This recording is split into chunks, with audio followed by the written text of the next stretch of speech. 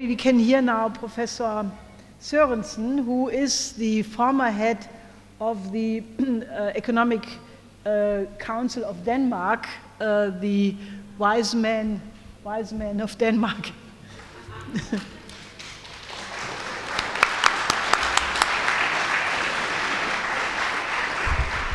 Yes, thank you. I think my presentation will be very good after yours because I appreciate many of the points you did. I will mostly take a review of the Angelides Report, which is also called the Financial Crisis Inquiry Report. It was a Congressional report made by 10 members, 6 Democrats and 4 Republicans. It's on more than 600 pages and more than 6,000 footnotes. So it contains a lot of information which I think is very good to have in mind when we are discussing what next. I have in fact wrote 60 pages of it, so at least myself I will claim that I knew quite a lot about it. It's a report a little special because it's mostly based on interviews and not as much as statistical data analysis as maybe one should suppose. And it's also very important to notice that it only described how the crisis developed. There's no exactly suggestion what you should do next. But of course, if you read the report, it's very difficult not to get some impression of what to do. And that's good. My analysis from this report, I think it's fair to say that is from a traditional point of view of an economist, even though I have a critical point of view on the financial sector, I will say, as we already have heard. I think you can learn a lot from this report. One of the things is that you should always pursue a decent public policy, and you cannot get public services unless you are ready to pay for them. And I think that's very important. That is a reality in the US, and it's been especially a reality in Greece.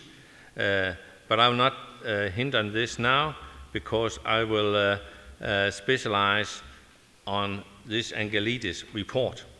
And furthermore, I will only take 2 things up, especially the work or the failures, in fact, of the credit rating agencies, which we have already heard about, and also the failures of the financial supervision institution. I think it's very important to speculate why it went so big failures. There's, as we already heard, there's in the world there's 3 important credit rating bureaus: Moodys, Standard & Poor, and Fitch. And in the Angelides report, Moodys has been chosen to represent those, but they claim that it is a representative again for the 2 others too. And I will quote from what they find about the work of the credit rating bureau. And I quote now: "We conclude the failure of credit rating agencies were essential cogs in the wheel of financial destruction. The 3 credit rating agencies were key enablers of the financial meltdown. The mortgage-related securities at the heart of the crisis could not have been marketed and sold without the seal of approval, of their seal of approval. Investors relied on them, often blindly. In some cases, they were obligated to use them, or regularly capital standards were hinged upon them. This crisis could not have happened without the rating agencies. The ratings helped the market soar, and then downgrades to 2007 and 2008 wreaked havoc across markets and firms. That's what they conclude in the Angelides Report. And there was two key words which they used to market those toxic papers or securities. They were mostly based on subprime mortgages or Alt-A mortgages. And they collected a lot of them in an entity. And the thing they made them, on the basis of them, they made 20 different residential mortgage-based securities. If you had priority one, you get the right to get all the money, your money. And if only number one get the money, they will go further to number two. What Moodys and the other did was, even though they were subprime mortgages, they could, by this process, turn it around. So 80% of the nomination got the AAA rating from the bureaus. How did they make that? Insane thing. They made it using very complicated models. We knew, and those who should supervise those models, they didn't understand it. But we already know in Denmark that people don't like to say, I don't understand. We know from Hans Christian Andersen, the emperor with his new clothes. That is who's your child who say he has no clothes. And the way they did it was two things. They simulated quite a number of scenarios. On average, in those scenarios, they assumed that house prices was increasing 4% a year. And then this was the first very essential assumption. The second very essential assumption was that they say if one go down, it will not have implication for others. But everybody can see if the house prices go down. It's not only one in a house who are hidden, it's all. And that was the reason why I nearly say it was a criminal act, the way it was done. And therefore, in my opinion, as it can follow on your presentation, I think it can be very essential to introduce a Glass-Steagall, but we also need to take a much broader view what's get wrong, and that's, I think, the Angelides Report is very important. And as we already heard, former the credit rating bureaus was not listed companies. In fact, that happened in 2000. And after 2000, they completely changed behavior.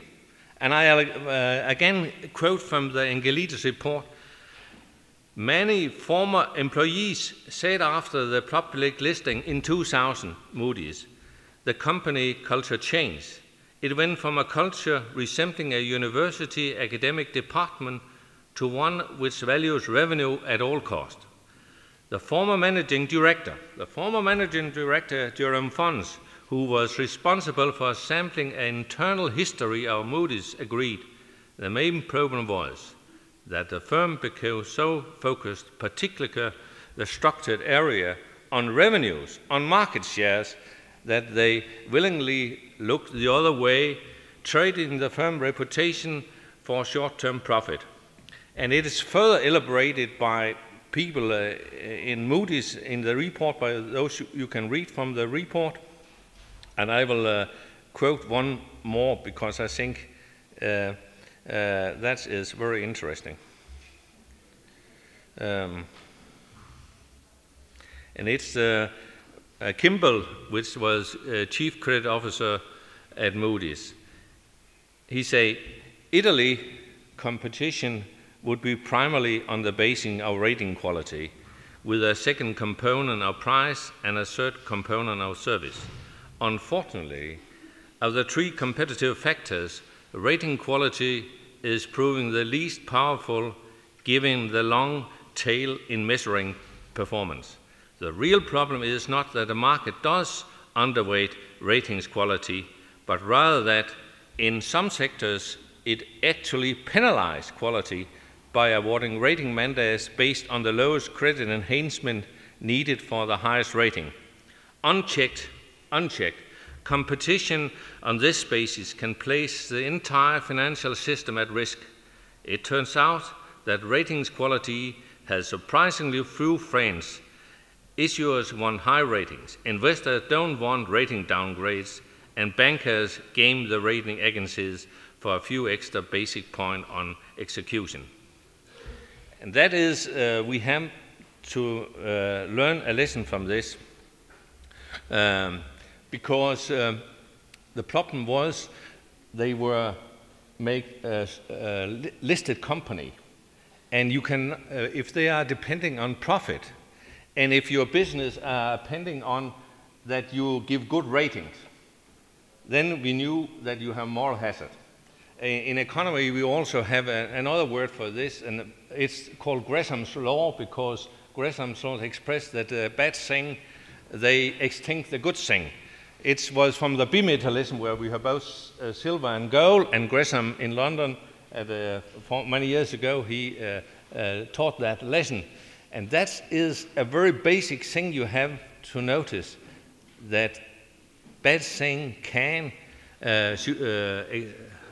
extinct good things.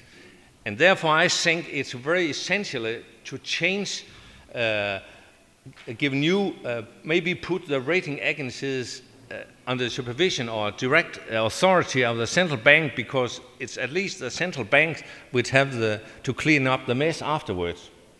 So there should be very strong reaction against that, and I think the Angelides report tells us very clearly. So I think what I say here is more or less in accordance with your presentation. At least that's my interpretation. The second thing is, why did the regulators also make very big mistakes? And I will again quote from the report, from the Angelides report. We conclude widespread failures in financial regulation and supervision, proving devastating to the stability of the nation's financial market. The centuries were not at their post, in no small part due to the widely accepted faith in the self-correcting nature of the markets and the ability of financial institutions to effectively police themselves. More than 30 years of deregulation and reliance on self-regulation by financial institutions, championed by former Federal Reserve Chairman Alan Greenspan and others, supported by successive administration and Congress, and actually pushed by the powerful financial industry at every turn, has stripped away key safeguards which could have helped avoid catastrophe. This approach had opened up gaps in oversight of critical areas with trillions of dollars at risk, such as shadow banking system and over-the-counter derivatives market. In addition, the government permitted financial firms to pick their preferred regulators in what became a race to the weakest supervisor, Gresham's law. Yet, we do not accept the view that regulators lacked the power to protect the financial system. They had ample power in many areas, and they choose not to use it. Too often, they lack the policy at will. In a political and ideological environment that constrained it, as well as the fortitude to critically challenge the institution and the entire system they were entrusted to oversee. That's very tough words, I should suppose. Here, I think we also can learn a system. I shall suggest two things. One of the big failures in the state was that there's so many regulatory entities. So nobody has really the responsibility for doing it well. It's not my problem, it's the others' problems. And they have not only many regulatory institutions on one level, but they also have institutions on federal level and on the state level. And they changed the law in such a way that financial firm could choose a regulator. And as they have to pay for the regulators, those who offer the lowest cost, they choose them. And therefore, it's very dangerous to let the financial firms choose their own regulators. They should pay for it into a common fund, and then the society impose a regulation upon it. That is very, very interesting. And so they must pay it directly itself. The third thing I think is that when you come to big financial firms which make a lot of money, and the CEO make as much money as you never can dream of making a whole life, you are very impressed by them. People are normally, and then they suggest you should not take that attitude. Be more self-trusting to criticize. I think that is very important. I have taken those 2 points up here. I think there's a lot of sources you can learn about in the Angelides Report of how many money they used in lobbying, etc., etc. How silly they were. It's incredible how great bonus they awarded to themselves. You get nearly sick to read it, but it's the question. So I will do stop my presentation here. We are a little back, but I think you can learn a lot from the Angelides Report. How we come out, and the problem is, as you also stressed, how little there has been done afterwards. How little restriction which has been put on the financial sector since the biggest crisis, at least since the 1930s and maybe even before. So that is really astonishing that nothing more has been done. And in fact, we have a bigger task to do, because due to the financial crisis, the biggest firm is growing ever bigger, because some of them was risk to go bust. They were bought of others, maybe they were forced to it. At least 2 of the investment bank has been bought by commercial bank, and 1 get bust. That was Lehman Brothers. That's another question. But I think we have a very big task there. And in our own country, Denmark, I have asked for a financial committee to investigate what happened. It's quite amazing that we not even dare to investigate what happened in Denmark. Could we not learn anything about it? Our leading political leaders seem to seem, apparently no. That's rather astonishing after so big failure which has been done. I will thank you for your listening to me, and thank you.